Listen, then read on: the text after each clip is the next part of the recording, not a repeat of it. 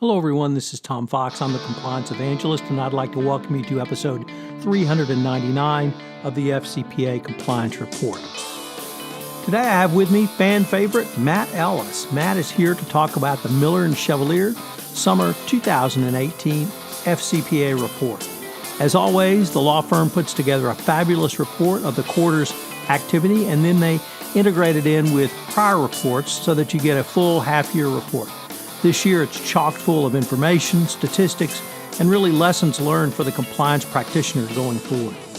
Some of the highlights of this podcast include the Dun & Bradstreet declination, the Panasonic Avionics FCPA enforcement action, Societe Generale, really as bad as it gets, yet the company still got a discount. In the Legg Mason case, we took a look at parent liability for the actions of an agent. And once again, with Credit Suisse, we learned that hiring of the son or daughter of a foreign government official in order to influence them is clearly an FCPA violation. It's a fascinating exploration of some of the FCPA enforcement actions, international issues, and trends that the firm of Miller Chevalier has seen over the past quarter. I know you will enjoy it. I'll link to the report in the show notes. This is Tom Fox. The FCPA Compliance Report is a part of the Compliance Podcast Network. Hello, everyone. This is Tom Fox, back for another episode. And today you're in for a real treat because I have back with me Matt Ellis. Matt is a member at Miller Chevalier, and we're here to talk about the Miller's Summer Review 2018 around the FCPA. Matt, welcome back.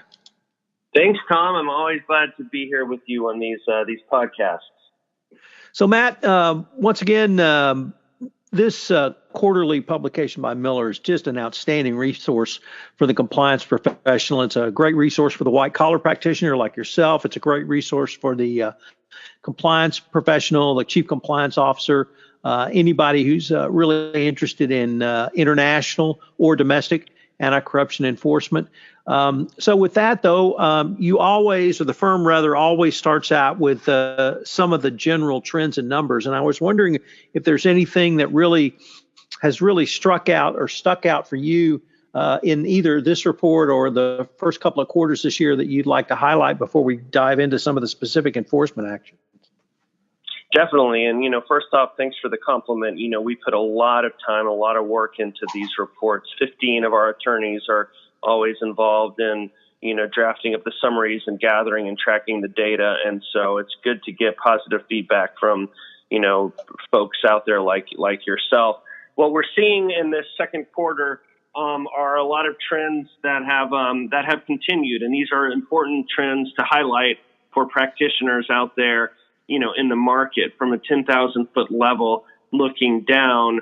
It's important to first note that, whether or not you include the Credit Suisse enforcement action, which was announced by the company in June, right, which falls within the period, but confirmed by the DOJ in July, which falls outside of the period, we're talking about a continuation of a steady stream of enforcement actions in this period, either 4 or 5. And these actions, each one is an action that really serves to close out, to wrap up a long-running investigation. An investigation, these investigations began under the Obama administration. As you know, these things take years and years to investigate, to negotiate, to conclude.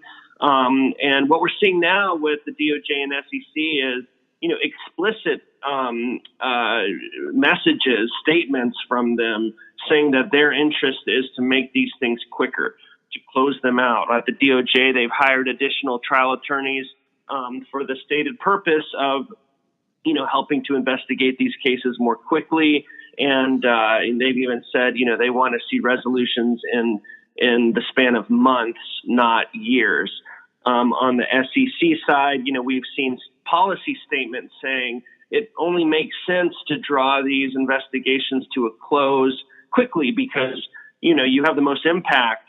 The actions are the most effective when they're closed, at a time that's somewhat close to the alleged wrongful conduct. And so, I think supporting those perspectives, we're seeing, more and more cases, more and more backlog investigations being closed out. We're also seeing a continuation of a focus on declinations. We track the data there. A number of companies announced that they had received declinations. This is consistent with the DOJ's new FCPA enforcement program, and so it's good to see that they're walking the talk here and closing out these cases, of course, and we'll discuss this in greater detail. But that's for companies that do disclose, that cooperate, and that remediate.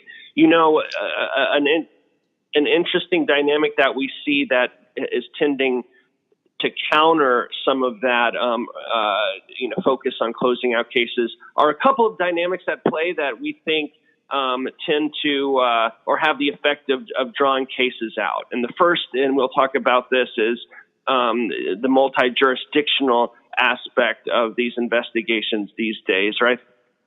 The DOJ and SEC oftentimes are finding themselves cooperating with authorities in other parts of the world. And, now they're publicly stating, and they're reforming the attorney's manual to state that, they won't pile on, that they will proactively work to coordinate penalties, to coordinate investigations with their counterparts. And that takes time, right? I mean, these are different legal regimes, and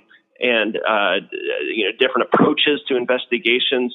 And so we're seeing that dynamic draw these investigations out. And then the second dynamic we're seeing have effect on the timing of investigations are data privacy rules, in particular GDPR, which of course has received quite a lot of, correctly, a lot of focus. And, now that companies really have to navigate more carefully data privacy rules, national security rules in various jurisdictions related to gathering, reviewing data, means that oftentimes we're seeing kind of a slower movement to these investigations. So those are some of the rhythms we've seen at play, some of the dynamics we've seen at play from a high level. So, Matt, over the years, I've heard you characterize the decision to self-disclose as one that may be one of the most difficult decisions, not only a CCO and a general counsel, but even a board of directors might make. Do you see anything in either this quarterly report or really anything in this continuity that you've identified that would really sway or help to make that decision any easier, or is it just always going to be a difficult decision? Yeah, I mean, it'll be a difficult decision always. Leaders of companies are rightly cautious about bringing to the attention to the authorities acts of potentially criminal misconduct, right? But more and more, there are indicators at play which are really sending the signal that it might make sense. And one is, I think we can point to the Dun & Bradstreet resolution. Of course, the SEC did apply a penalty, it did apply disgorgement, but the DOJ did grant full declination. And, that case is described in detail in our quarterly report. But some of the specifics mentioned by the DOJ to support its declination, I think, are helpful to those conversations, right? The conversations that attorneys have with audit committees, with boards of directors, or with senior management when they're weighing that decision. And maybe we can just dig into those details with Dun & Bradstreet. In that case, the cooperation with the DOJ was said to have been, significant, involved, not only disclosing facts to the DOJ, but making employees available for interviews, translating documents, the real full-on cooperation that sends the message that the company is here to be a partner with the government and to be as transparent as possible. And then on the remedial side, it really was impressive the steps that DNB took. I mean, they ceased the business operations of the subsidiary in China that was problematic. They shut down operations. There was a JV in China that also was engaged in problematic activity, and the company discontinued the unlawful practices of that JV. It terminated 11 D&B employees. This is something in our work, we often see DOJ expressing that, an interest in terminating employees who had knowledge, who authorized, who were in leadership positions at the time. And that's a tough thing, right, for an organization to do, especially in a region like Latin America, where, as you know, Tom, I do quite a lot of work, where there are concepts of loyalty, there are concepts of, allowing an employee to remediate him or herself, right, and embrace business ethics. But what we saw here is 11 employees terminated. So, those are some of each of these actions helps in that discussion. It helps us convey to leadership, it's their decision. The most we can do as advisors is discuss the pros and the cons. But Dun & Bradstreet is a helpful case. We might also point to the Société Générale case, which was also concluded in this last period. And in that case, even though the settlement amount was massive, $585 million, it was still discounted from what it could have been. I mean, this was a case of egregious activity where you had, numerous employees of Société Générale with knowledge. You had efforts to conceal relationships with, the problematic intermediary. And so even despite those bad facts, the institution's lawyers were able to proceed with an aggressive cooperation strategy, remediation strategy, and get some discount. That's a really significant point from that case, Matt. And you just gave a tease hint, but that case really had some incredibly egregious facts. But more than just the egregious facts, you had some pretty problematic conduct by the company after the initial bribery and corruption scheme was uncovered. And we saw really not much original or initial cooperation with the department. Yet at some point when the company did change tactics and decide to move towards a cooperation mode and certainly a remediation mode, I found the DOJ gave real credit, and that real credit was 25% off a minimum sentencing range. So I thought that was a pretty strong statement from the department. It was interesting because the department, it did give credit while at the same time highlighting aggravating factors, right? I mean, it talked about the length of the misconduct. It talked about the high value of the bribes that were paid. It talked about the involvement, the awareness, or the willful ignorance of, important employees within the institution. And at the same time, it gave credit for the investigation, for producing, so much evidence, for providing regular updates. So, sometimes it depends, who you're dealing with at the agencies, but this goes to show that there are reasonable people on the other end, and these can be discussions. We've, one of the blockbuster enforcement actions that we represented a company in, that was a case that did not involve a voluntary disclosure, but as soon as the authorities learned of the issue, we damn well treated it like one. And we were able to close out the case in record time and achieve significant discount based on that aggressive cooperation and the aggressive remediation, something that was acknowledged in the settlement documents by the enforcement authority. So it's real. There are reasonable people on the other end. So we had really not too many enforcement actions, Matt, but we had some significant ones. And you spoke about Société Générale and the amount of the fine, certainly putting in the top 5.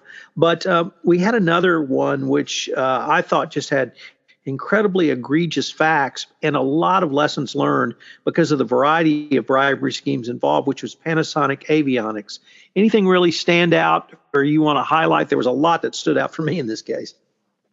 Yeah, I agree. And, we could spend a while on this podcast, but maybe to really pinpoint some takeaways I had, first, this is a DOJ and SEC case, and it was a case that involved, one of these discretionary accounts of a CEO or a president, which kind of brings up SQM, right? Cases where, and this is common in large corporations, where the, senior leader has access to funds to, for executive travel or corporate entertainment or, those reasonable type of activities you would expect a CEO of a major global corporation to have. The problem is when those accounts are not subject to the same types of, review and approval mechanisms that other accounts are subject to. And, here was a case where that got the company in trouble. It's also a case where, you look at the use of third parties and it sends the message yet again that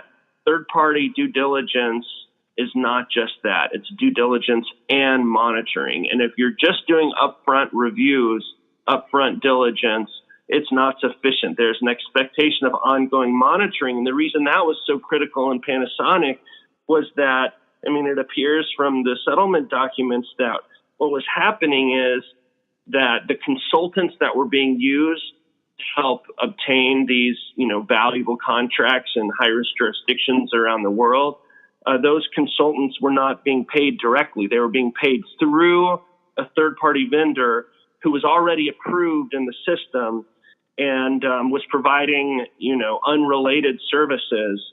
And so that's just to show that, your monitoring program should involve mechanisms like, perhaps utilizing internal audit to go over your vendor list and see if people are, any spikes in payments to certain vendors, or, are we auditing our vendors to make sure that, what they're charging us for, there is support, there are deliverables, there's some type of documentation showing that, is that documentation, does it look fabricated or does it look real? These are the types of ongoing monitoring mechanisms that are really necessary in order to avoid these types of situations. And another aspect, again, we can keep going, but what we learned from the settlement documents is that they apparently, when they did implement a remedial strategy, when they did start performing meaningful diligence on third parties, they terminated some of those third parties, but wound up rehiring them as sub-agents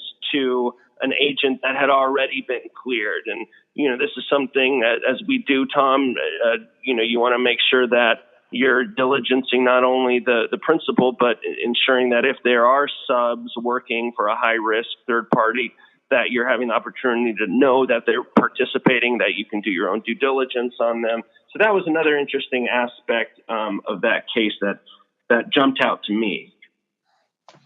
So we did have a couple of cases that I thought were interesting, perhaps for a little bit different reasons. They were both less of a fine and penalty, as I don't know if you'd call it as part of Societe Generale, but at least an adjunct was Legg Mason, who was involved with the same similar bribery schemes in Libya around the bribing to get business with the Sovereign Wealth Fund. And that case really drove home for me, Matt, just the clear demarcation that under FCPA, at least, a parent is always, and I have to repeat, always going to be responsible for the actions of his agents, because there was no evidence that Legg Mason was involved in the bribery and corruption, or perhaps even knew about it directly. There may have been evidence that they looked the other way, but no evidence of affirmative intent. And yet they were found liable or admitted liability, or at least went through an enforcement action where their agent, who no longer exists, the company was dissolved, was clearly the culpable party. And it was amazing, right? And the agent itself, it wasn't, the evidence of wrongdoing related to two mid-level employees of the agent, right? There was no evidence that it was some pervasive misconduct at that subsidiary level. And those employees had left the company, right? And the subsidiary had been shut down. So it was, what I found interesting was some of the indicia that DOJ cited for a finding of, to support that the parent company had control over the agent. Some of the factors it laid out were, the company's majority ownership in the agent, the consolidation of the agent's financial statements up to the parent company's, the parent company's participation in a net revenue sharing arrangement with the subsidiary, and also this I thought was an interesting one. I'd be interested to hear your thoughts on it. But the fact that the agent's employees were subject to the parent's code of conduct. Now, does that mean that when we're trying to push out our compliance programs to subsidiaries, to companies that are controlled by our clients, that we need to worry that is in some way creating liability where none existed before? I don't think that's a conclusion. I could certainly anticipate that question from a client. I read this to be just an add-on, right? I mean, you're not, I don't know, any thoughts on that, Tom? So, Matt, my background is a trial lawyer on Texas State Court. And the issue of contractor status, independent contractor versus employee, principal versus agent, subsidiary versus corporate parent, is always an issue, and it always turns on not indicia of control, but the right of control, and then actual control. And by them putting that in there, I thought that was a pretty strong signal that if you do subject your agents to those types of controls, you're going to be liable. Now, of course, the flip side that someone would say, or the flippant response was, well, we just won't do any of that. Well, that's even exactly worse. Yeah. So and that's I don't the want point, right? Yeah, I don't want to say damned if you do and damned if you don't. I think the proper response is let's do it the right way. Let's communicate our expectations to our agent. And if those expectations are communicated, we may see a case where there's a declination when the agent went clearly out of bounds. Here, that didn't happen.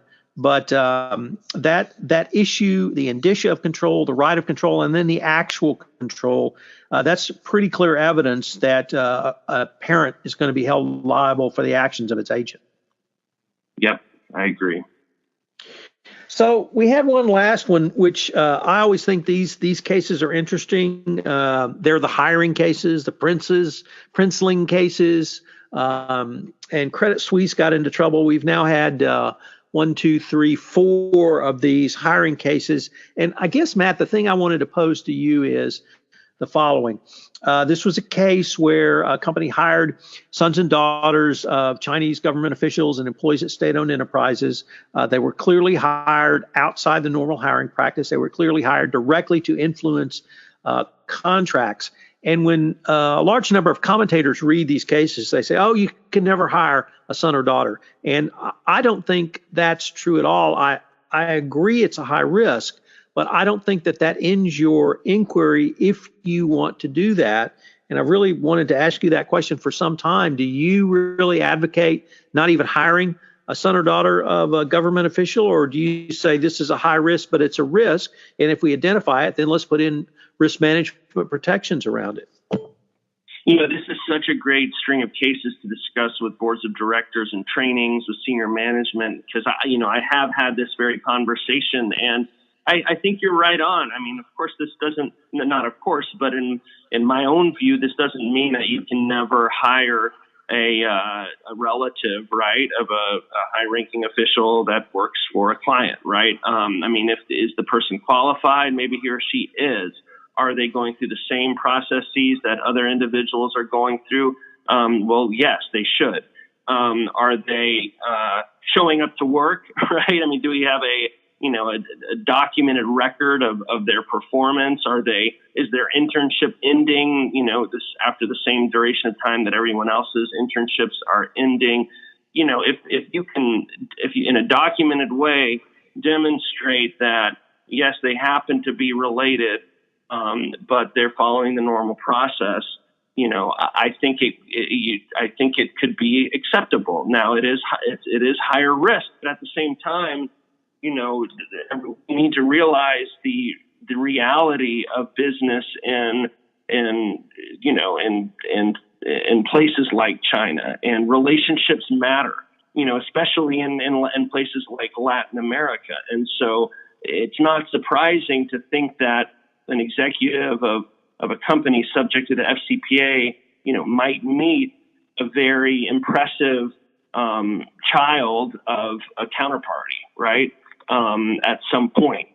And it might be in the organization's interest to give a work opportunity to that individual, despite the relationship. Transparency, obviously, would be another key component.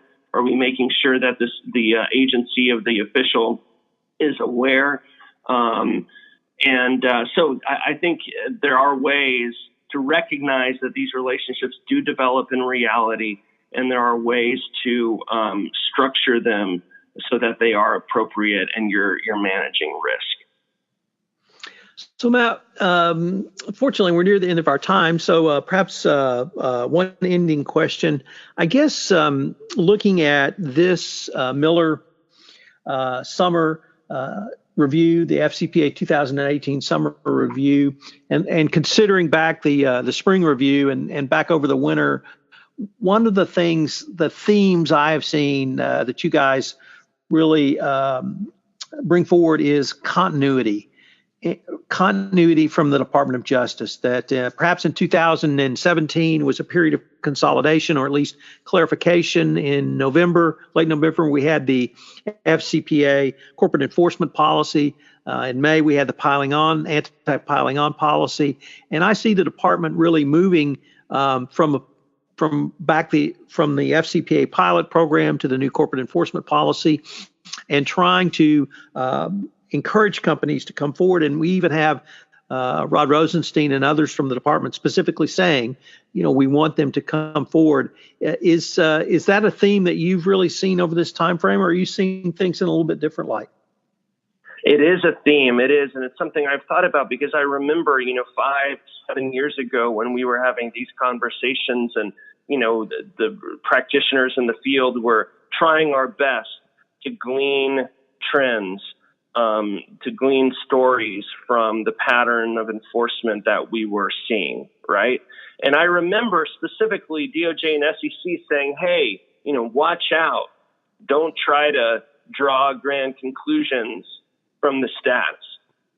Don't try to draw conclusions from our enforcement activity. A lot of this stuff is random. But now I do think you can draw conclusions, and I think the reason you can is because this is happening within this context of broader policies, detailed policies that the agencies are issuing, and that one would think they have an interest in conveying to the markets, right? This idea that, hey, these aren't just words, they're policies we are really going to try to implement. So in that light, I do think we're in somewhat of a different world right now. And I think we stand on stronger footing when we begin to draw these trend lines and these broader conclusions. Well, Matt, this has been a fascinating exploration of one of the compliance realm's great treasures, which is the quarterly Miller Report. I really would like to thank you for taking the time to visit with me today. We will link to it in our show notes. Thank you, Tom. Thanks again for this opportunity, and I look forward to seeing you soon. Hello, everyone. This is Tom Fox again. I'd like to thank you for listening to this episode of the FCPA Compliance Report. As you know, if you listen to the intro of this episode, next week will be episode 400. I promise a very special episode for you. If you have any questions, you can email me at tfox@tfoxlaw.com. The FCPA Compliance Report is a part of the Compliance Podcast Network.